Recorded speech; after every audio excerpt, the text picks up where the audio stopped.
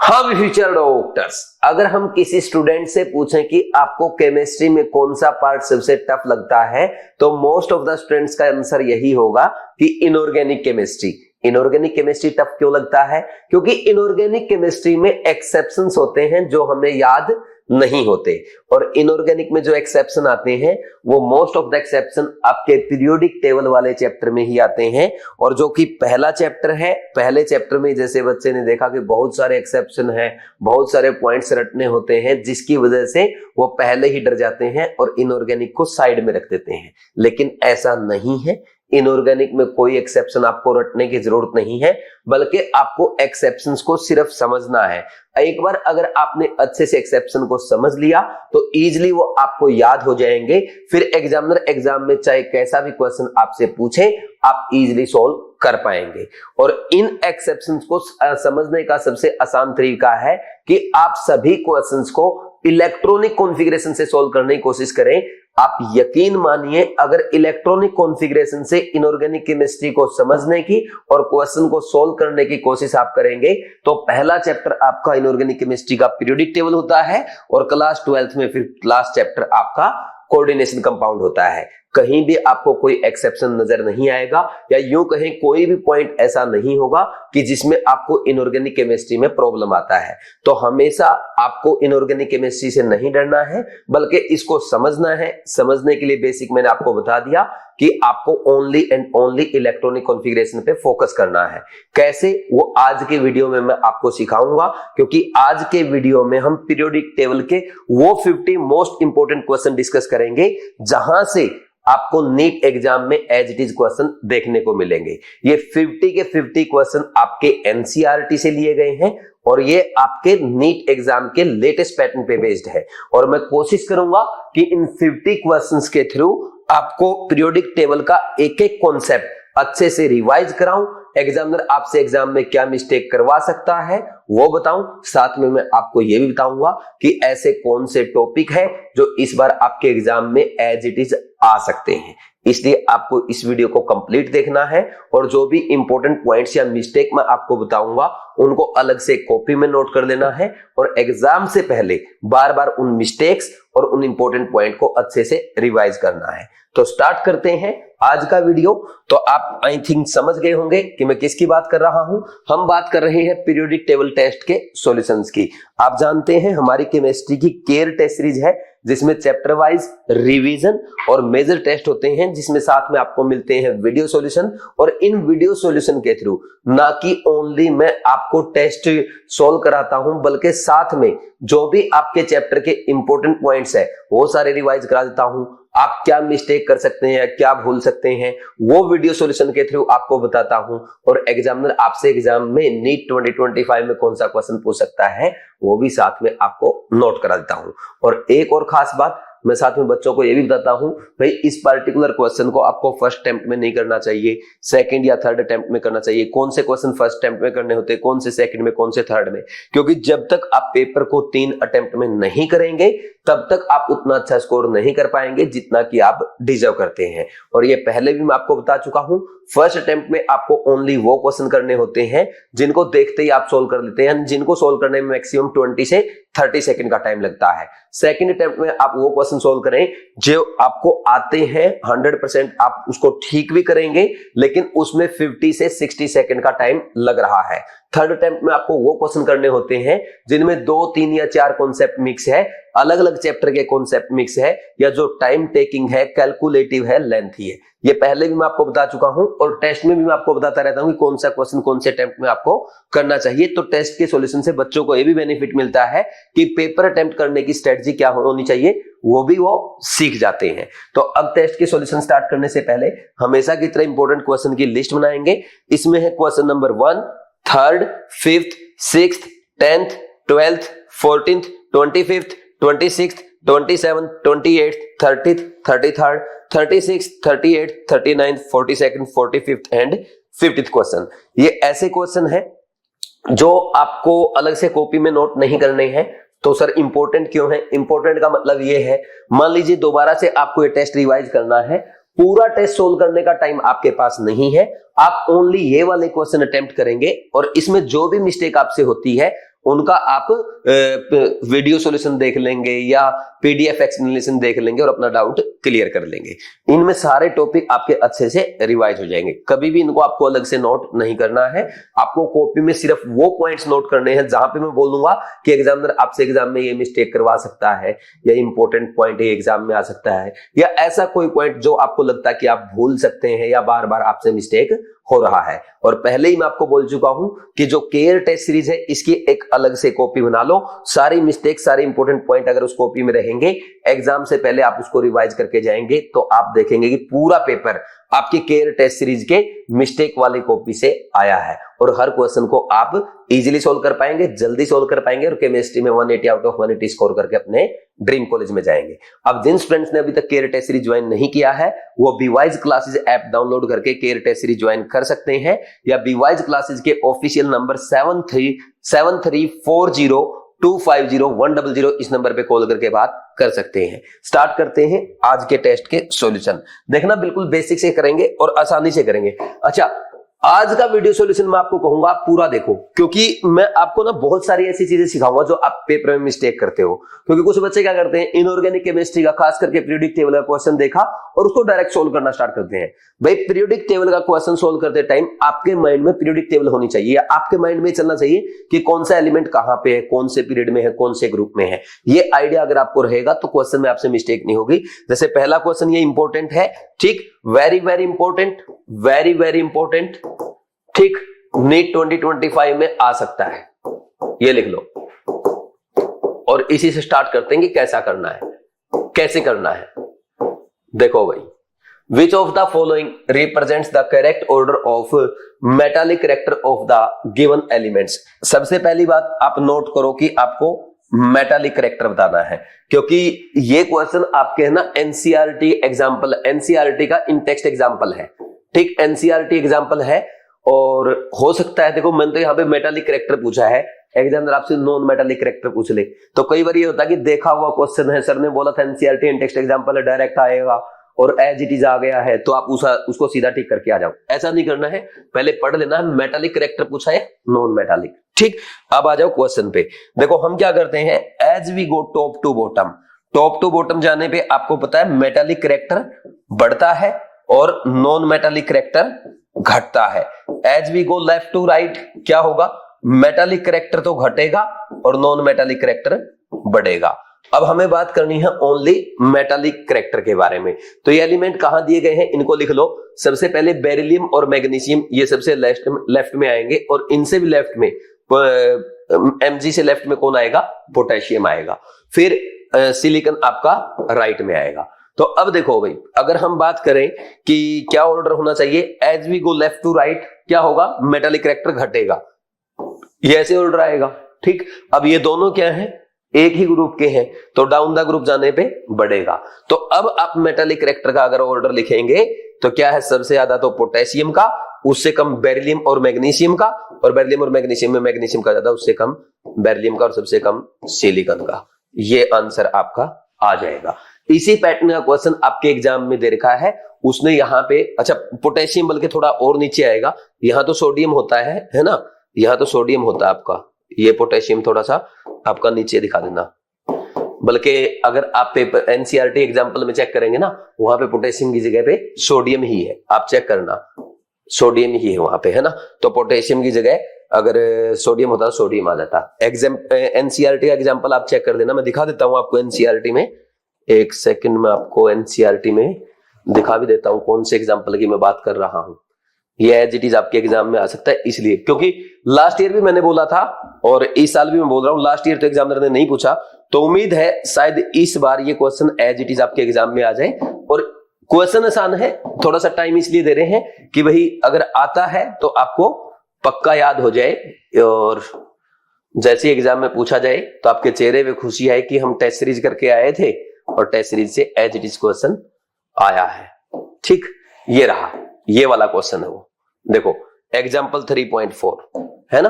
देखो silicon, beryllium, magnesium, ये यहाँ पे उसने सोडियम दे दिया पोटेशियम की जगह और ये फास्फोरस है, तो इनको भी आप कैसे लिखोगे भाई, ये सोडियम, उससे राइट में मैग्नीशियम, बेरिलियम उसके ऊपर, फिर सिलिकॉन, फिर फास्फोरस, तो ये ऑर्डर आ जाएगा, ठीक।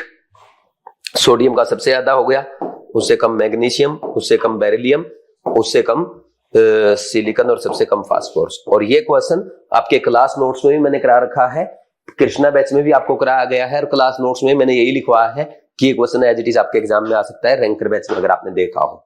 ठीक, कर लेंगे भाई। अब मैंने क्लास नोट्स में भी आपको बता रखा है, अगर आपने नोटिस किया हो रैंकर बैच में, कि ये क्वेश्चन जैसे आया है ना, देखो ये जैसे ये क्वेश्चन है, जरूरी नहीं एग्जामिनर यही पूछे, यही एलिमेंट्स देके इनका नॉन मेटालिक कैरेक्टर ही पूछ लेगा। नॉन मेटालिक पूछेगा तो ऑर्डर उल्टा हो जाएगा, this is metallic character, non metallic में आ जाएगा फास्फोरस का सबसे ज्यादा, उससे कम सिलिकॉन, उससे कम बेरिलियम, उससे कम मैग्नीशियम और सबसे कम sodium. This is the order of non metallic character. तो आपको ध्यान रखना है एग्जामिनर ने आपसे क्या पूछा है। ठीक, अब इसके बाद वापस आगे बढ़ जाते हैं, क्वेश्चन स्टार्ट करेंगे। कौन सा, ये हो गया भाई। ठीक, ये तो आसान क्वेश्चन था यार, इस पे मैंने बस टाइम इसलिए ज्यादा दे दिया क्योंकि मुझे लगता है कि ये क्वेश्चन आ सकता है। आंसर आई थिंक इसका फर्स्ट ही आएगा, है ना, आंसर इज 1। और ऐसा क्वेश्चन अगर आता है तो आप फर्स्ट अटेम्प्ट में आराम से इसको कर सकते हैं, और कुछ नोट तो करने की आई थिंक इसमें जरूरत है नहीं, आसान ही क्वेश्चन है। Next question number 2, the correct increasing order of ionic radii. देखो आपको क्या क्या दिया गया, एक तो कैल्शियम 2+ है, पोटेशियम प्लस है, Cl- है और H2- है। जब भी आपको कैटायन और एनायन गिवन हो, सबसे पहले ये चेक कर लो आइसो इलेक्ट्रॉनिक है या नहीं है। आइसो इलेक्ट्रॉनिक का मतलब होता है जिसमें सेम नंबर ऑफ इलेक्ट्रॉन, जैसे इसमें कितने हैं 18, इसमें भी 18, इसमें भी 18 और ये आपके 18। तो जब भी आपके नंबर ऑफ इलेक्ट्रॉन सेम है तो ध्यान रखना एनायन सबसे बड़ा होता है और कैटायन सबसे छोटा होता है। और एक से ज्यादा एनायन है तो जिसमें एनायन में ज्यादा नेगेटिव चार्ज उसका साइज बड़ा, और कैटायन में जिसमें चार्ज ज्यादा उसका साइज सबसे छोटा। तो एक तो ये मेथड है। दूसरा आप ये भी कर सकते हो, size is directly proportional two electron by proton ratio. तो अब देखो इलेक्ट्रॉन बाई प्रोटोन रेशियो की अगर बात करेंगे, इसमें 20 प्रोटोन होते हैं, इसमें 19, इसमें 17 और इसमें 16। तो इसका इलेक्ट्रॉन बाई प्रोटोन रेशियो सबसे ज्यादा आया तो साइज सबसे ज्यादा इसी का आ जाएगा। तो आंसर कौन सा आ रहा है बोलो, ये आ जाएगा आपका 4th आंसर। ठीक, आंसर 4। ये क्वेश्चन जेईई मेंस में आ चुका है, नीट में भी आ चुका है। अब इस क्वेश्चन को अगर मैं इंपॉर्टेंट लिखूं आई थिंक कोई सेंस नहीं है, क्योंकि हर बच्चा क्लास में कर चुका होता है, हर टीचर इस क्वेश्चन को क्लास में करा चुका होता है। ठीक, ये क्वेश्चन ऑलरेडी एग्जाम्स में आ चुका है, दोबारा फिर रिपीट हो जाए उससे क्या फर्क पड़ता है। ठीक, तो ऐसे क्वेश्चन को तो मैं नहीं बोलूंगा, मैं वही क्वेश्चन बोलूंगा जो sure shot as it is आ सकते हैं और थोड़ा सा नए आपके लिए हो सकते हैं। ठीक, ये भी आपका फर्स्ट अटेम्प्ट का क्वेश्चन आप बोल सकते हैं, है ना। और ऐसे क्वेश्चन को भी इंपॉर्टेंट लिखेंगे ना, फिर तो 50 के 50 क्वेश्चन इंपॉर्टेंट है अपने, आप देखते जाना, सारे एनसीईआरटी बेस्ड है। Next, given below are the oxides, ये ऑक्साइड दे रखे हैं, number of amphoteric oxide is, ये जेईई मेंस का क्वेश्चन है, जेईई मेंस में आता है ये, है ना। अब देखो मैं आपको सिखाता हूं कि कैसे हम काम करते हैं। एक चीज का ध्यान रखो, जो मेटल का ऑक्साइड होता ना, मेटल ऑक्साइड्स हमेशा बेसिक होते हैं। ठीक, और नॉन मेटल के ऑक्साइड्स जो होते हैं वो हमेशा एसिडिक होते हैं। ठीक, अब एक बात आप जानते हैं, as we go left to right जाने पे नॉन मेटालिक कैरेक्टर बढ़ेगा, तो एसिडिक स्ट्रेंथ ऑफ ऑक्साइड क्या बोल देंगे, बढ़ेगी ना, क्योंकि नॉन मेटालिक ऑक्साइड एसिडिक होते हैं। And as we go top to bottom then metallic character increases, that is basic strength of oxide increase. I think इस बेसिक आइडिया में आपको कोई डाउट नहीं होना चाहिए। ठीक, और अगर आप लिखना चाहेंगे तो ऐसे लिख सकते हो, देखो भाई लिथियम Li2O, एक सेकेंड,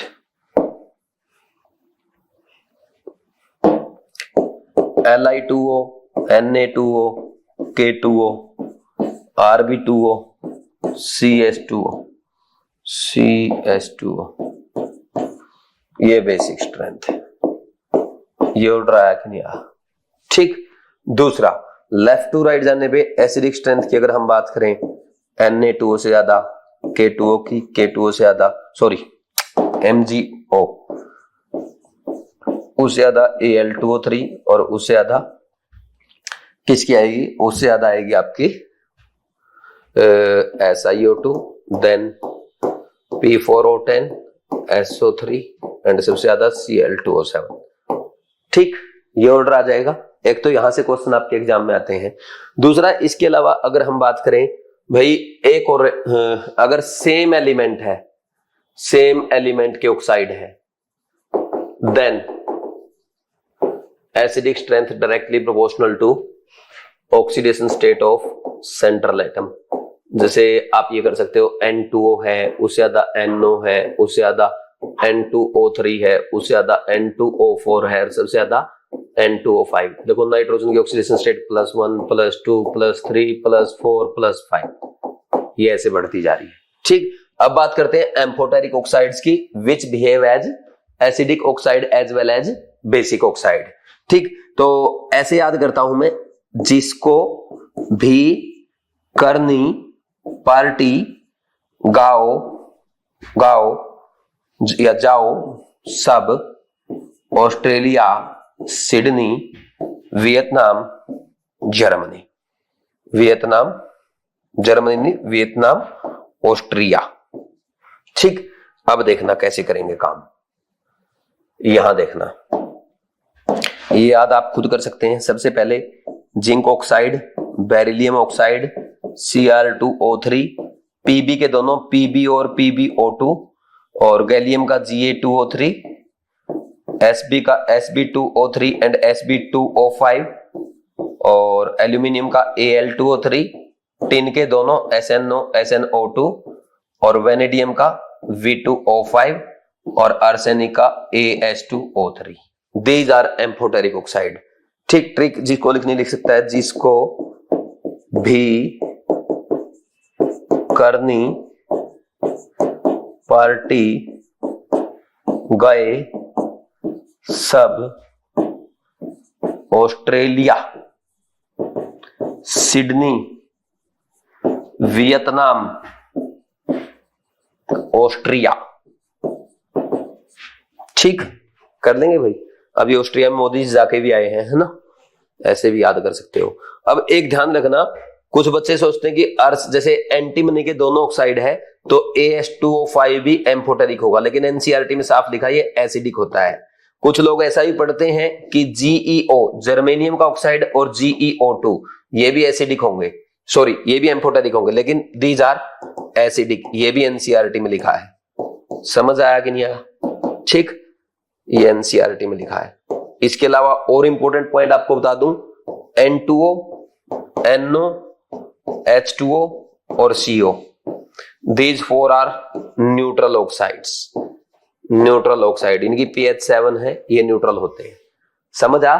फिर इसके बाद आप एक ध्यान ये रखना कि जैसे V2O5 आपका, V2O3, V2O4 और V2O5, तो इनकी एसिडिक स्ट्रेंथ क्या, ऑर्डर क्या आएगा, बढ़ेगी ऐसे, ये ऐसे बढ़ेगी ना, this is acidic strength.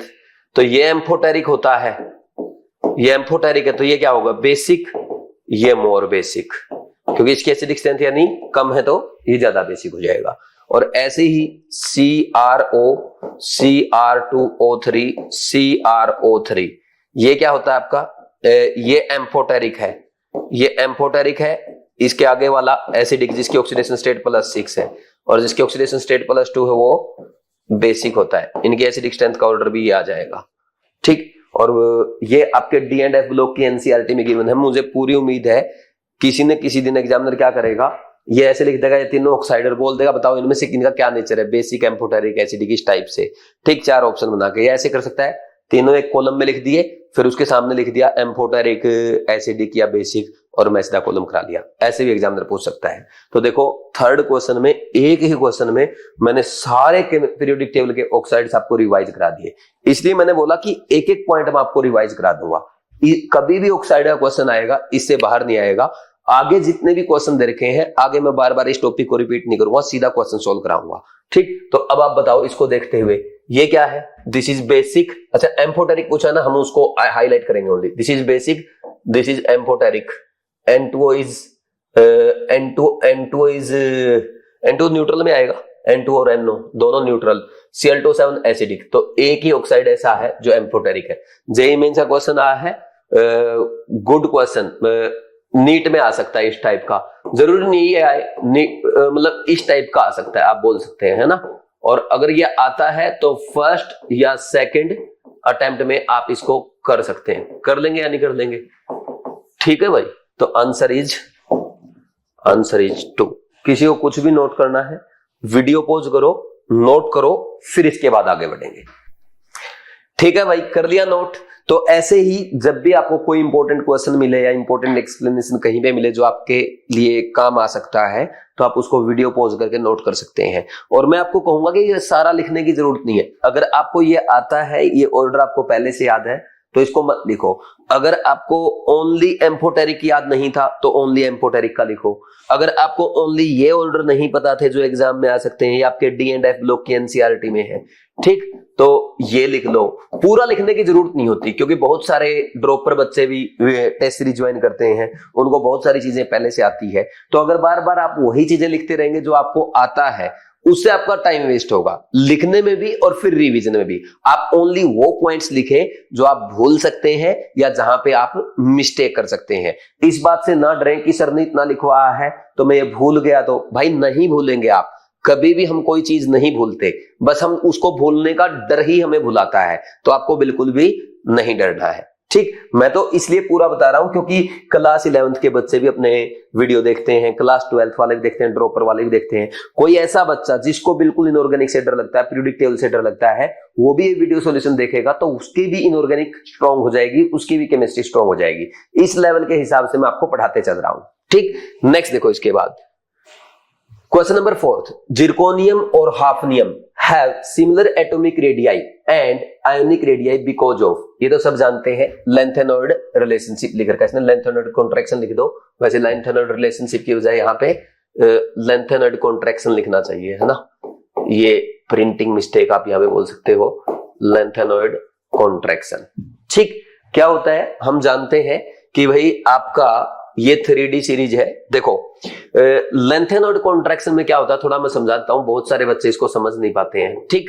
Lanthanoid contraction भी आपको बताते हैं। देखो लेंथेनॉइड जो होते हैं, कौन से लेंथेनॉइड, लेंथेनॉइड में आपके क्या होंगे, लेंथेनॉइड 14 होते हैं। 14 लेंथेनॉइड में 14 इलेक्ट्रॉन कहां आएंगे, 4f सब सेल में आएंगे, ठीक। In lanthanoids 14 electron are filled in 4f sub cell. जानते हो आप 4f सब सेल, जिसका सील्डिंग क्या होगा, which has poor shielding, which has poor shielding, which has poor shielding, जिसकी सील्डिंग पुअर होती है, जिसके कारण इफेक्टिव न्यूक्लियर चार्ज बढ़ जाएगा और साइज, इफेक्टिव न्यूक्लियर चार्ज बढ़ जाता है और साइज घट जाता है, ठीक। साइज कॉन्ट्रैक्ट हो जाएगा। तो this is known as lanthanoid contraction, ठीक। अब मैं आपको समझाता हूं कैसे। देखो भाई, जो आपके 14 इलेक्ट्रॉन कहां जाएंगे, 4f सब सेल में जाएंगे। और आप जानते हो सील्डिंग इफेक्ट क्या होता है, सबसे ज्यादा s का, उससे कम p का, उससे कम d का, उससे कम f का। तो f की सील्डिंग सबसे कम है। सील्डिंग का मतलब होता है रिपल्सन में, जो इनर सेल्स है वो आउटर सेल को रिपेल करती है। तो सबसे ज्यादा रिपेल कौन करती है, सबसे ज्यादा सील्डिंग किसकी है, s की, उससे कम p की, उससे कम d की, उससे कम f की। f की सील्डिंग सबसे कम होती है। तो जब हम लेंथेनॉइड में 14 इलेक्ट्रॉन 4f सब सेल में फिलअप करते हैं, तो वहां पे क्या होता है, 4f सब सेल की सील्डिंग कम होने की वजह से, 4f सब सेल की सील्डिंग कम होने की वजह से क्या हो जाएगा, इफेक्टिव न्यूक्लियर चार्ज बढ़ जाएगा। क्योंकि ये आउटर मोस्ट सेल जो है, इसको ये इनर मोस्ट सेल, देखो यहां पे ये 4f सेल, इसके बाहर ये आउटर सेल्स होंगी, तो ये 4f सब सेल इसको कम रिपेल कर रही है, रिपल्सन कम है आउटर सेल पे। तो रिपल्सन कम होने की वजह से अब यहाँ पे ये जो न्यूक्लियस का अट्रैक्शन है वो बढ़ जाएगा, इफेक्टिव न्यूक्लियर चार्ज बढ़ेगा तो साइज कॉन्ट्रैक्ट हो जाएगा। बोलो कोई डाउट है क्या। तो this is known as lanthanoid contraction. इसका मेजर रीजन क्या आता है, इसका रिजल्ट क्या आता है भाई, 3D से बड़ा साइज किसका होता है, 4D का, और 4D से बड़ा होता है 5D का। लेकिन 3D और 4D का साइज, 4D और 5D का साइज बराबर होने लगता है ड्यू टू लेंथेनॉइड कॉन्ट्रैक्शन। तो देखो अब यहाँ पे ये जिरकोनियम और हैफनियम जो है, ये जिरकोनियम आपका 4D सीरीज का है और हैफनियम आपका 5D सीरीज का है, तो इनका साइज ऐसे इक्वल होने लग जाता है। This is known as lanthanoid contraction. बोलो इसमें कोई डाउट नहीं होना चाहिए, कर लेंगे ना। तो आंसर कौन सा आ गया, आंसर इज 2। इजी क्वेश्चन है, ये भी आराम से फर्स्ट अटेम्प्ट में किया जा सकता है, और ये आपके एनसीईआरटी में भी लिखा क्लास 12th वाली में, और मैंने आपको नोट्स में भी लिखवा था कि जिरकोनियम एंड हैफनियम है both has similar atomic radii due to lanthanoid contraction. हो जाएगा अब आपका, ठीक कर लेंगे सब। ध्यान रखना, जो आपका पहला ग्रुप होता है, थर्ड ग्रुप, उसमें ये आपका सबसे पहले आएगा स्कैंडियम, फिर यट्रियम, फिर लेंथेनम। तो लेंथेनम में कोई 4f में इलेक्ट्रॉन नहीं होता, यहाँ पे लेंथेनॉइड कॉन्ट्रैक्शन काम नहीं करेगा। इनका साइज का ऑर्डर ये आता है। फिर इसके बाद यहाँ पे 4, 5, 6, 7, 8, 9, 12 तक इनका साइज जो आएगा वो 3D से ज्यादा 4D का, 4D से ज्यादा 5D का हमेशा होगा, लेकिन इक्वल भी होने लगता थोड़ा, है ना, बहुत ज्यादा डिफरेंस नहीं आता। जैसे इसका जिरकोनियम में और हाफनियम में हो तो हाफनियम का बड़ा, लेकिन 1-2 पिकोमीटर का डिफरेंस होता है। तो इनमें क्या है, डाउन द ग्रुप बहुत ज्यादा साइज नहीं बढ़ता, इनका लगभग सेम होने लग जाता है। कर लेंगे या नहीं कर लेंगे? ठीक, नेक्स्ट। अच्छा, इसमें आंसर लिख दिया 2, ठीक है, first attempt. Question number 5, the total number of acidic oxide from the following. देखो NO and N2O both are neutral. अच्छा, CO भी न्यूट्रल है इनमें, CO भी तो लिख रखा है एक, ये न्यूट्रल है। B2O3 ये बोरिक एनहाइड्राइड है, और N2O5 SO3 और P4O10 आपने पीछे सीखा, ये क्या है, एसिडिक है। तो आंसर कौन सा आ जाएगा? Answer is 2, answer is 2। इसको भी आप आराम से फर्स्ट या सेकंड अटेम्प्ट में कर सकते हैं अगर आपको भूल लगने की आदत है तो। ठीक, बाकी एक्सप्लेनेशन आप क्वेश्चन नंबर 3 से देख सकते हैं।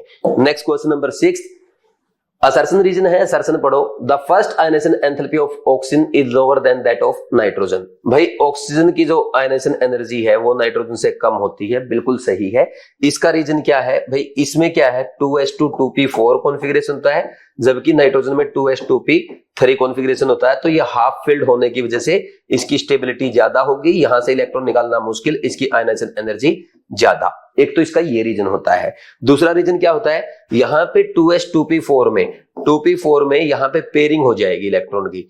तो ड्यू टू पेयरिंग क्या होगा, पेयरिंग ऑफ इलेक्ट्रॉन क्या है, रिपल्सन बढ़ जाएगा, और रिपल्सन बढ़ जाएगा तो इलेक्ट्रॉन निकालना आसान हो जाएगा, आयनेशन एनर्जी कम हो जाएगा। तो असर्शन तो बिल्कुल सही है, रीजन पढ़ो। The 4 electron in 2p orbital of oxygen experience more electron repulsion in the light. अच्छा ठीक है, रीजन सही है भाई। यहाँ पे पेयरिंग के कारण क्या होगा, due to pairing of electron repulsion बढ़ जाएगा, बिल्कुल सही है, और इसी के कारण उसकी आयनेशन एनर्जी कम हो जाती है। तो असर्शन भी सही है, रीजन भी सही है। Reason explains assertion, reason explains assertion. बोलो कोई डाउट नहीं है? Both statement are correct and reason is correct explanation, answer is 1, ऐसे हो जाएगा। Next question number 7, the electronic configuration of platinum.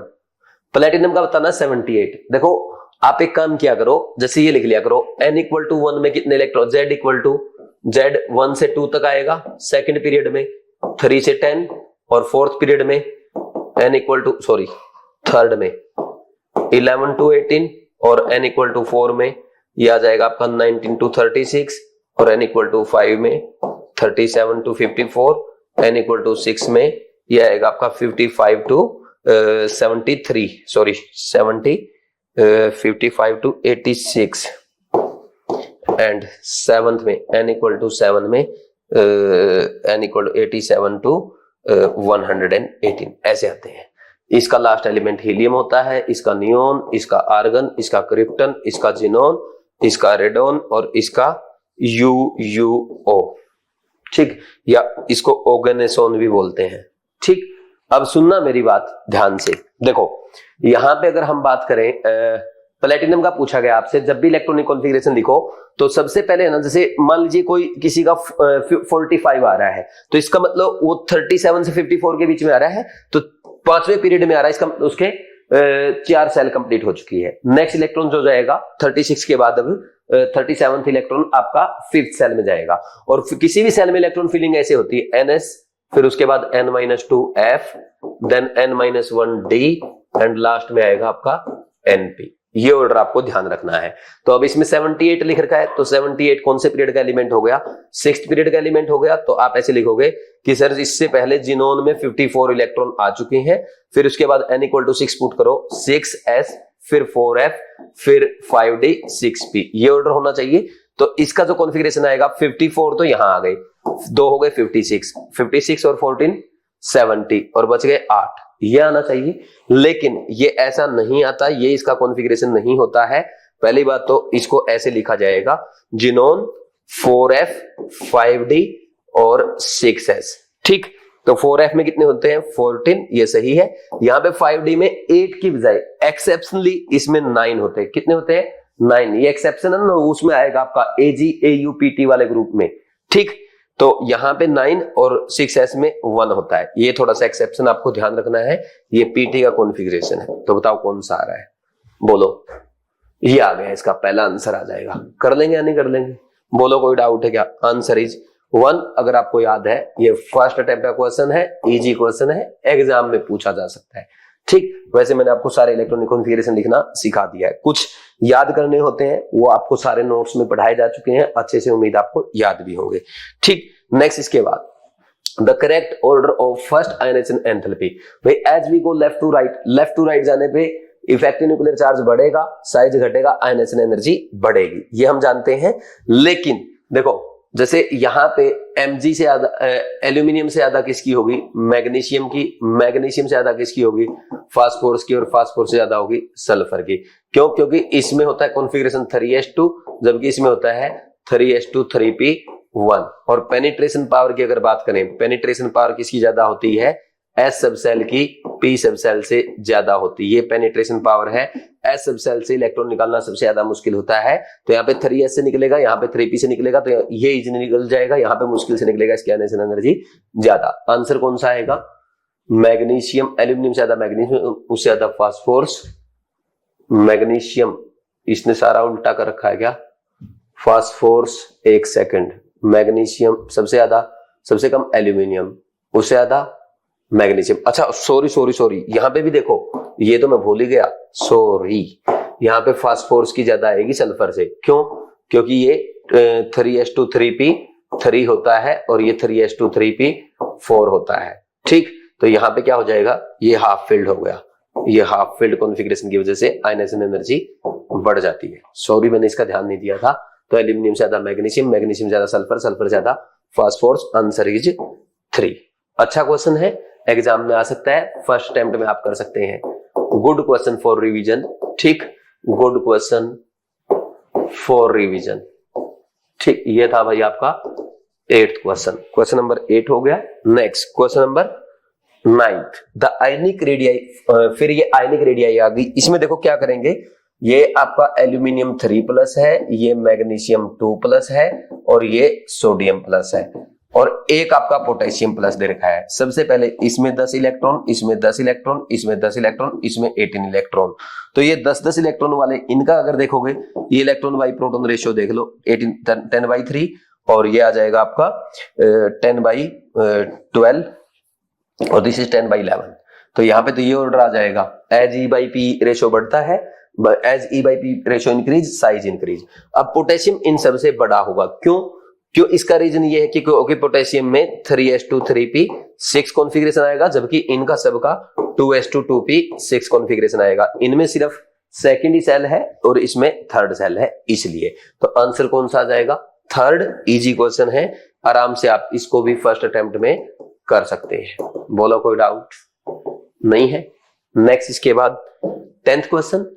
ये अच्छा क्वेश्चन है। The electron gain enthalpy of fluorine, chlorine, bromine and iodine respectively are, as we go top to bottom जाने पे electron affinity घटती है, but electron affinity of third period element is more than second period element होता है। ये हम पढ़ते हैं क्योंकि सेकंड पीरियड एलिमेंट में क्या है, साइज स्मॉल होने के कारण, साइज स्मॉल है जिसके कारण जो इलेक्ट्रॉन आएगा, इलेक्ट्रॉन रिपल्सन बढ़ जाएगा। इलेक्ट्रॉन रिपल्सन बढ़ेगा तो इलेक्ट्रॉन एफिनिटी कम होगी, इलेक्ट्रॉन गेन एंथैल्पी कम हो जाएगी।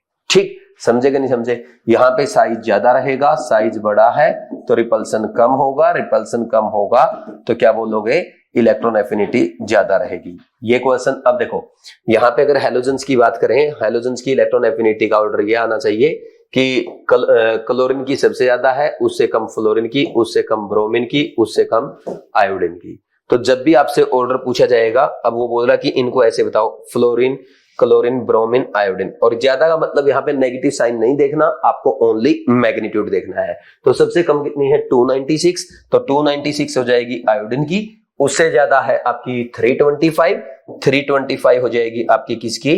325 हो जाएगी ब्रोमीन की, उससे ज्यादा है 333, ये हो जाएगी फ्लोरीन की, और सबसे ज्यादा 349, ये हो जाएगी आपकी क्लोरीन की। तो आंसर कौन सा आएगा? 333, 349, पहला ही आंसर आ गया। Answer is first. ये क्वेश्चन भी आप फर्स्ट अटेम्प्ट में कर सकते हो और लिखो नीट 2025 में आएगा, नीट 2025 में आएगा, ठीक आएगा। कर लेंगे अगर ऐसा क्वेश्चन आता है तो। जरूरी नहीं है इसी फॉर्मेट में आए, एग्जामिनर आपको ये भी कर सकता है लिस्ट 1 बना दी और लिस्ट 2 बना दी और दोनों में ये लिख के यहाँ पे हेलोजन्स लिख दिया और मैच द कॉलम करा दिया, ऐसे भी करा सकता है, हो जाएगा ना आराम से। Next question number 11, identify the element x and y using the ionisation energy values given below. भाई ये आयनेशन एनर्जी देखिए x और y की, और बोल रहा है x और y पहचानो कौन है। तो सबसे पहले देखो फर्स्ट आयनेशन एनर्जी बहुत कम है और दूसरी बहुत ज्यादा है, तो इसका मतलब एक इलेक्ट्रॉन निकालते ही पक्का उसने बहुत ज्यादा स्टेबल कॉन्फ़िगरेशन गेन किया होगा। तो ऐसा कौन करते हैं, अल्कली मेटल्स, ठीक। तो अल्कली मेटल्स में यहां पे कौन सा लिख रखा है, देखो x इज इक्वल टू क्या हो जाएगा, सोडियम। नेक्स्ट क्या दे रखा उसने, भाई y जो दे रखा है फर्स्ट आयनेशन एनर्जी ज्यादा है, इससे तो ज्यादा है, इससे तो ज्यादा है ही, है ना। और फिर सेकेंड आयनेशन एनर्जी बहुत ज्यादा नहीं है, ठीक। तो इसका मतलब ये पहली आयनेशन एनर्जी ज्यादा है, तो ये आपका अल्कली मेटल से राइट साइड आएगा। और अल्कली मेटल से राइट साइड कौन आएगा, देखो ये सोडियम से आगे मैग्नीशियम, ठीक। बस एक ही ऑप्शन है, एक्स सोडियम है, वाई मैग्नीशियम हो जाएगा, एक ही ऑप्शन है और कोई ज्यादा सोचने की जरूरत भी नहीं थी। Answer is 1, answer is 1। ये आपका फर्स्ट अटेम्प्ट का क्वेश्चन है, आई थिंक फर्स्ट नहीं मैक्सिमम सेकंड में हो जाना चाहिए, इजी क्वेश्चन है, ठीक कर लेंगे। Next question number 22, boron has a smaller first ionisation energy than beryllium, consider the following statements. देखो भाई ये आपके ना क्लास नोट्स में है, क्लास नोट्स में मैंने करवा रखा है, आपके रैंक बूस्टर कोर्स में भी करवा रखा है, आपके रैंकर बैच में भी करा रखा है, और ये जेई मेंस का क्वेश्चन है, मैंने क्लास में भी लिखवाया है कि नीट में आ सकता है, क्योंकि ये सारी स्टेटमेंट है ना ये एज इट इज एनसीईआरटी की स्टेटमेंट्स है। तो सबसे पहले लिखो नीट में आएगा, लिख लो इस पे क्लियर, नीट 2025 में आएगा। अब हम स्टेटमेंट्स पढ़ेंगे, पहले मैं आपको थोड़ा बता दूं, देखो बोरॉन से ज्यादा आयनेशन एनर्जी बेरिलियम की होती है। इसके क्या रीजन है भाई, यहां पे क्या है देखो 2s2 2p1 कॉन्फ़िगरेशन है और यहाँ पे 2s2 कॉन्फ़िगरेशन है। तो हमें पता है जो पेनिट्रेशन पावर है, पेनिट्रेशन पावर किसकी ज्यादा होती है, पेनिट्रेशन पावर आप जानते हैं एस सब सेल की ज्यादा है, यानी एस से इलेक्ट्रॉन निकालना सबसे ज्यादा मुश्किल, उससे कम p, उससे कम d और सबसे कम f की होती है, ये आप जानते हैं। तो यहाँ पे 2s से इलेक्ट्रॉन निकालना मुश्किल होगा इन कंपैरिजन टू 2p। एक रीजन तो ये हो गया। दूसरा रीजन क्या है, ये जो 2s सब सेल है इसका यहाँ पे 2s की शिल्डिंग क्या होगी, शिल्डिंग ऑन 2p ज्यादा होगी, और शिल्डिंग ज्यादा होने की वजह से आयनेशन एनर्जी कम हो जाएगी, क्योंकि जितना ज्यादा रिपल्सन होगा इनर सेल इलेक्ट्रॉन का, तो आउटर सेल इलेक्ट्रॉन को निकालना उतना ही आसान होगा, ठीक। तो ये दो रीजन है, एक तो पेनिट्रेशन पावर बेरिलियम में 2s की ज्यादा होती है, और दूसरा रीजन है कि बोरोन में 2s का शिल्डिंग होने की वजह से इलेक्ट्रॉन निकालना आसान हो जाता है। तो पहला ऑप्शन देखो, it is easier to remove 2p electron than 2s electron, ये स्टेटमेंट तो सही है ही। 2p electron of boron is more shielded from the nucleus by inner core of electrons than 2s electron of beryllium, ये भी सही, यही तो मैंने आपको बताया है, बोरोन का जो 2p इलेक्ट्रॉन है वो ज्यादा शील्डेड है। Next 2s electron has more penetration power than 2p, ये भी मैंने आपको बता दिया, बिल्कुल सही बात है, ये 2s की शील्डिंग ज्यादा होती है इसलिए बेरिलियम की आयनेशन एनर्जी ज्यादा है। Next atomic radius of boron is more than beryllium, नहीं नहीं नहीं भाई, साइज की अगर बात करें लेफ्ट टू राइट जाने पे साइज घटता है तो बेरिलियम का बोरोन से बड़ा होगा, ये रॉन्ग है। तो उसने पूछा correct statement are 1, 2 and 3, answer is 1। Very very important question for exam, और आई थिंक फर्स्ट या सेकंड अटेम्प्ट में आपका हो जाना चाहिए था। कर देंगे भाई, इसमें कोई डाउट तो नहीं है, अच्छा क्वेश्चन है। असर्शन रीजन भी यहां से आ सकता है, ये सारी एनसीईआरटी की लाइंस है, ठीक। मैंने आपको क्लास नोट्स में भी बताया था कि एनसीईआरटी में कहां से ली गई है, ठीक। Next IUPAC symbol of the element with atomic number 119 would be. देखो जब आप लिखते हो ना IUPAC नेम, सबसे पहले देखो यहां पे नंबर लिखोगे, 0 के लिए आप लिखते हो नील, 1 के लिए अन, 2 के लिए क्या लिखोगे बाई, 3 के लिए ट्राई, 4 के लिए क्वाड, 5 के लिए लिखते हो आप पेंट, 6 के लिए हैग्ड, और 7 के लिए सेप्ट, 8 के लिए ऑक्ट, 9 के लिए एन। अब वो बोल रहा है अच्छा, और सफिक्स आप लिखते हैं क्या, सफिक्स हमारा होता है IUM। अब देखो, अब आपको लिखना है 119 नंबर के लिए ये आएगा अन एन EM और इसका सिंबल हो जाएगा UUE। कौन सा आंसर आ रहा है चेक करो, UUE आंसर 4, क्वेश्चन नंबर 13। ठीक है भाई, बहुत आसान क्वेश्चन था, ये भी आपका फर्स्ट अटेम्प्ट का क्वेश्चन है, आप आराम से कर सकते हैं। ठीक, नेक्स्ट इसके बाद आएगा question number 14, the element with Z equal to 120 will be N। देखो भाई, आपको पता है हम कैसे लिखते हैं इलेक्ट्रॉन्स को भाई, जैसे आप जानते हैं हीलियम का 2 होता है, हीलियम 2, आर्गन 10, ठीक, सॉरी नियोन 10,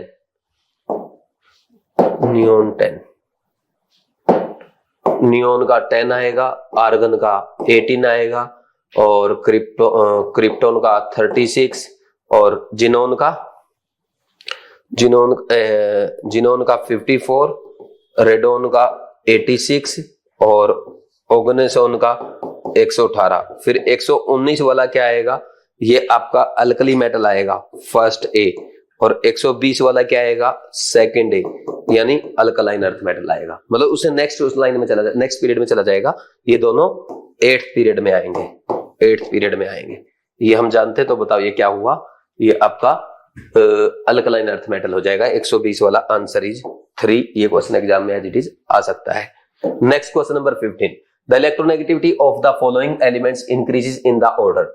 देखो, कार्बन, नाइट्रोजन, सिलिकॉन और फास्फोरस दे रखा है। कार्बन की होती है 2.5, नाइट्रोजन की होती है, अच्छा ये लिखवा देता हूं मैं आपको जल्दी से, एक बार सबकी लिखवा देता हूं। देखो, सबसे पहले आप ऐसा लिख लेना, hydrogen, lithium, sodium, potassium, rubidium, caesium, इधर beryllium, boron, carbon, nitrogen, oxygen, fluorine, chlorine, bromine, iodine. ठीक, magnesium, aluminium, silicon, phosphorus, sulphur.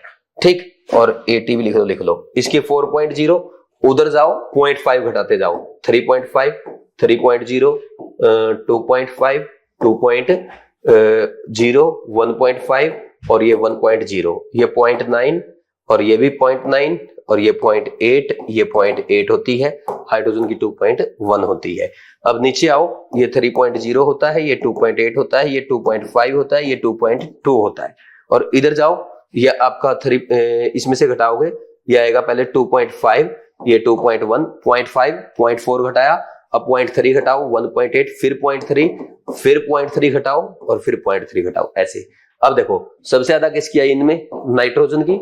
Nitrogen से कम किसकी आई, कार्बन की 2.5 आ गई। और फिर सिलिकॉन और फास्फोरस में किसकी ज्यादा है, फास्फोरस की। और फिर सबसे कम सिलिकॉन की। ये ऑर्डर आएगा, ये IIT एडवांस का क्वेश्चन है। Nitrogen, carbon, phosphorus, silicon, answer is 3rd। और ये आपका फर्स्ट अटेम्प्ट का क्वेश्चन मैं इसको बोलूंगा, क्योंकि ये डेटा सबको याद होता है, आप चाहे तो इसको लिख सकते हैं। नेक्स्ट देखो भाई, इसके बाद question number 16, the correct order of radii is. देखो, लेफ्ट टू राइट जाएंगे तो साइज घटता है, हम जानते हैं। लिथियम का सबसे ज्यादा, उससे कम बेरिलियम का, उससे कम बोरोन का, उससे कम कार्बन, नाइट्रोजन, ऑक्सीजन और फ्लोरीन का, ये ऑर्डर आएगा। ठीक, और यहां पे डाउन द ग्रुप जाएंगे तब भी लिथियम से बड़ा सोडियम होता है, या ऐसे लिख दो, इधर लिख दो आप इनको, लिथियम से बड़ा सोडियम, सोडियम से बड़ा पोटेशियम, पोटेशियम से बड़ा रूबिडियम, रूबिडियम से बड़ा सीजियम होता है। और इसने दे रखा ये साइज जो है, अब चार्ज का, चार्ज जैसे बढ़ेगा साइज घटेगा। एक सेकंड, उल्टा लिख दिया मैंने, ये ऐसे, ये सारे साइज के ऑर्डर है। ठीक, अब ये दे रखा है, ये सारे रोंग हो गए, ये भी रोंग है, ये भी रोंग है, ये भी रोंग है। अब ये देखो, F- O2- N3-, इसमें 10 इलेक्ट्रॉन, इसमें भी 10, इसमें भी 10। अब एक सेकंड, हाँ ठीक है, 10/9, इसमें 8 प्रोटॉन, इसमें 7 प्रोटॉन, तो साइज का ऑर्डर ये आएगा, बिल्कुल सही है। आइसो इलेक्ट्रॉनिक है, as electron by proton ratio increase, size increase, answer is 2। कर लेंगे भाई। नेक्स्ट आसान क्वेश्चन था। Next question number 17, in which block 106 element belong to. देखो, ये पूरा कॉन्सेप्ट मैं आपको सिखा देता हूं। बहुत सी बार ऐसे क्वेश्चन आपके एग्जाम में आते हैं कि जेड आपको दिया है, आपसे पूछा गया है कि कौन से पीरियड का है या कौन से ग्रुप का है या कौन से ब्लॉक का है। तो ऐसे केस में आपको क्या करना होता है, सबसे पहला स्टेप क्या होगा कि आप इलेक्ट्रॉनिक कॉन्फ़िगरेशन लिखें। ठीक, इलेक्ट्रॉनिक कॉन्फ़िगरेशन लिखने के बाद फिर आप देखें कि आउटर मोस्ट इलेक्ट्रॉन कौन सी सेल में गया है। तो आउटर मोस्ट कौन सा इलेक्ट्रॉन लास्ट सेल में गया है, आउटर मोस्ट सेल वो हो जाएगी आपकी पीरियड। जैसे मान लीजिए फिफ्थ सेल में जाता है तो फिफ्थ पीरियड हो जाएगा। ठीक, और जिस सब सेल में गया है वो आपका ब्लॉक हो जाएगा। मान लीजिए पी सब सेल में जा रहा है लास्ट इलेक्ट्रॉन, 5p में जा रहा है तो आपका पी ब्लॉक हो जाएगा। फिर आपको ग्रुप बताना होता है। ग्रुप बताने के लिए हम क्या करते हैं, अगर एस ब्लॉक है तो NS1 कॉन्फ़िगरेशन आता है तो फर्स्ट ग्रुप हो जाएगा, NS2 आता है तो सेकंड ग्रुप हो जाएगा। अगर P ब्लॉक आपका आएगा तो उसमें NS और NP सब सेल के इलेक्ट्रॉन जोड़ देंगे, वही आपका ग्रुप नंबर हो जाएगा। और अगर D आता है तो N-1D सब सेल और NS सब सेल के इलेक्ट्रॉन जोड़ देंगे, वो आपका ग्रुप नंबर आ जाएगा। और F सब सेल, अगर F ब्लॉक आता है तो हमेशा थर्ड ग्रुप कहलाएगा। आई थिंक आपको अच्छे से क्लियर है। अब मैं सीधा स्टार्ट कर रहा हूं कि क्वेश्चन कैसे सोल्व करते हैं। सबसे पहले तो आप है ना ऐसा लिखना सीख लो, देखो ऐसे write electronic configuration according to N+L rule. ठीक, without considering exception, without considering exception. ठीक, और इसमें आपको क्या करना है, आपको जानते हैं n = 1 किसके लिए आता है, Z 1 से 2, n = 2 Z 3 से 10, n = 3 में आएगा, थर्ड पीरियड में 11 से 18, फोर्थ में 19 से 36, फिफ्थ में 37 से 54, सिक्स में 55 से 86 और n = 7 में आएगा 87 से 118। अब देखो क्या होता है और कैसे होता है, सुनना मेरी बात। यहां पे हम क्या कर सकते हैं भाई, अब आपका Z = 106 है तो 106 कौन से पीरियड में आ रहा है चेक करना, 7th पीरियड में, तो it is 7th period element. यानी इससे पहले 86 इलेक्ट्रॉन 6 सेल में आ चुके हैं। और 86 इलेक्ट्रॉन आने का मतलब ये भी आप जानते होंगे, यहाँ पे एक सेकंड, यहाँ पे ये तो आप सब जानते होंगे कि इसमें हीलियम होता है जिसका atomic number 2, neon 10, last element लिख रहा हूं मैं, ये आपका आर्गन 18 और क्रिप्टन 36 और जिनोन 54, रेडोन 86 और ये ऑर्गेनेसोन होता है आपका 118। ठीक, इसका एसी का टेम्परेचर कम करना थोड़ा। ठीक, ये देखो अब 7th पीरियड आ गया, यानी इससे पहले रेडोन में 86 इलेक्ट्रॉन आ चुके हैं। अब नेक्स्ट इलेक्ट्रॉन कहां जाएगा, इसमें इलेक्ट्रॉनिक कॉन्फ़िगरेशन ऐसे भरना होता है, NS N-2F देन N-1D और लास्ट इज NP, ये होता है। अब यहां पे n = 7 पुट कर दो, 7 पुट कर दिया तो 7s में जाएगा, फिर 5f में, फिर 6d में, फिर 7p में। ठीक, तो अब यहां पे सुनना मेरी बात ध्यान से, अगर ऐसा आप करेंगे तो क्या होगा, इलेक्ट्रॉनों की फीलिंग करके देखो, 86 और 2 88 और 14 आएंगे आपके, 5f में कितना हो गया, 5f में 14 आ गए तो ये 102 हो गया, बच गए कितने आपके 4, तो 6d में चले जाएंगे 4 इलेक्ट्रॉन। ठीक, तो किसमें इलेक्ट्रॉन जा रहा है, डी में, लास्ट इलेक्ट्रॉन डी में गया तो it is D block element. और ग्रुप अगर आपसे पूछ ले, तो 6d के इलेक्ट्रॉन और 7s के इलेक्ट्रॉन जोड़ दो, 4 + 2 दैट इज इक्वल टू ये 6th ग्रुप का एलिमेंट है। कर लेंगे या नहीं कर लेंगे, तो इसका आंसर क्या आ गया, डी आ गया, आंसर इज 3। और ये क्वेश्चन आपका सेकंड या थर्ड अटेम्प्ट में आप लेके जा सकते हैं, क्योंकि इसमें ना थोड़ा सा टाइम लगता है और मिस्टेक होने के चांस रहते हैं। अब देखो बहुत सारे बच्चे क्या करते हैं, अलग अलग मेथड फॉलो करते हैं, वो फॉलो करने की जरूरत नहीं, आप सिर्फ ये मेथड फॉलो करें। लेकिन इसमें एक बात का ध्यान रखना, सिर्फ एक जगह मिस्टेक आपसे हो सकती है, जैसे Z = 57, ये मैं अलग बॉक्स बना रहा हूं, ये एक्स्ट्रा करा रहा हूं। Z = 57 अगर आपको दिया रहता तो आप क्या लिखते, सर हम लिखते हैं यहां पे कि ये कौन से पीरियड का एलिमेंट है, कहां गया पीरियड आपका 57, ये आएगा आपका n = 6 में। आप बोल देंगे सर n = 6 है, यहां लिखोगे इससे पहले जिनोन में 54 इलेक्ट्रॉन आ चुके सर, फिर 6s 4f और 5d में और फिर 6p में, ऐसे आएंगे 2 और बचे हुए 3 का बचा हुआ एक आ गया 4f में, तो ये f ब्लॉक का आना चाहिए। लेकिन ये इसमें ऐसा नहीं होता है। हमारे अकॉर्डिंग किसका आना चाहिए था, एफ ब्लॉक का आना चाहिए था, लेकिन ये ऐसा ना होकर के क्या हो जाएगा, इसका कॉन्फ़िगरेशन ऐसे आता है, जिनोन 6s2 4f0 5d में 1 आएगा, तो ये एक्सेप्शनली आपका 5 डी ब्लॉक का एलिमेंट है। कौन से का है, डी ब्लॉक का है। समझे कि नहीं समझे? तो Z इक्वल टू 57 ये होता है आपका लेंथेनम, जो कि किसका है, लेंथेनम आपका डी ब्लॉक एलिमेंट होता है। ऐसे ही अगर आप Z इक्वल टू 71 कैलकुलेट करेंगे, ये होता है आपका ल्यूटेशियम। ये ऐसे सोल्व करेंगे तो F आपका डी ब्लॉक का आएगा, लेकिन ये F ब्लॉक एलिमेंट है, इनको डायरेक्ट याद कर लो आप, ये किसका है, F ब्लॉक एलिमेंट है। Z इक्वल टू अगर आप 90 को चेक करेंगे, ये आपका आएगा D block element, sorry F block element, लेकिन सॉरी 89 आएगा यहाँ पे 89। Z इक्वल टू 89 अगर आप चेक करेंगे, ये आएगा आपका F ब्लॉक एलिमेंट, लेकिन it is actinium which is D block element. बस इनके ब्लॉक में प्रॉब्लम आती है, सिर्फ 4 है ये, एक 103 वाला, इसका आप सोल्व करेंगे, ये आएगा डी ब्लॉक एलिमेंट, लेकिन एक्चुअल में this is lawrencium which is F block element. ये 4 आपको अगर याद है तो इस कॉन्सेप्ट को अपनाओ, ये जो मैंने आपको सिखाया कहीं भी आपकी मिस्टेक नहीं होगी, और इन 4 को याद रखो, और ये 4 वैसे भी सबको याद रखते हैं, Z इक्वल टू 57 71 89 एंड 103। किसी को कुछ भी नोट करना है, वीडियो पॉज करके नोट कर सकता है, और अगर आपको पहले से आता है तो आप मेरे साथ आगे बढ़ेंगे। Next question number 18, which element of following electronic configuration has minimum ionisation potential. देखो ये तो हो गया आपका हाइड्रोजन, और ये हो गया आपका नियोन, और ये कौन सा है, दिस इज 1s2 2s2, ये कार्बन है, और दिस इज सोडियम। तो एक बात बताओ, ये हाइड्रोजन, ठीक, ये सेकंड पीरियड में इधर कार्बन, और ये नियोन, और इसमें थर्ड पीरियड में आएगा ये n इक्वल टू 1, ये n इक्वल टू 2, और ये n इक्वल टू 3। तो डाउन द ग्रुप जाएंगे तो सबसे कम आयनाइजेशन एनर्जी किसकी आएगी, सबसे नीचे जो है, यानी थर्ड पीरियड वाले की। तो थर्ड पीरियड का कौन है, sodium. Answer is sodium, answer 3। Good question for revision, ठीक, ऐसे क्वेश्चन एग्जाम में आने चाहिए। Next question number 19, which will show maximum non metallic character. Maximum non metallic character पूछा है, तो देखो ये है आपका बेरिलियम, ये है मैग्नीशियम, ये है बोरॉन, और ये है एल्यूमिनियम। देखो ये तीनों तो है ना आपकी क्या होती है, नॉन मेटल, सॉरी तीनों तो मेटल होती है।